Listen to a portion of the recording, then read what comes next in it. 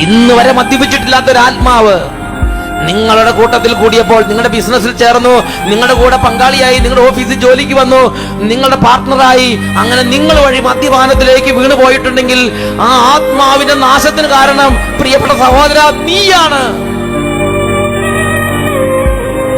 ആ ആത്മാവിന്റെ കണക്ക് നീ കൊടുക്കേണ്ടി വരും.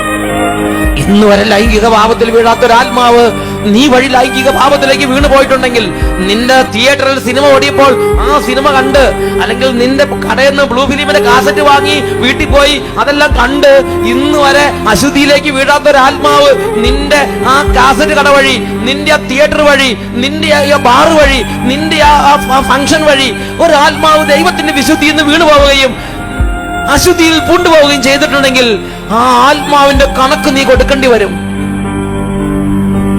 നിന്റെ മൊബൈൽ ഫോൺ വിളിയാണെങ്കിലും നിന്റെ ചാറ്റിംഗ് ആണെങ്കിലും നീ പാപത്തിൽ വീഴാത്തൊരു ആത്മാവിനെ അശുദ്ധിയിലേക്ക് വീഴ്ത്തി കളഞ്ഞോ?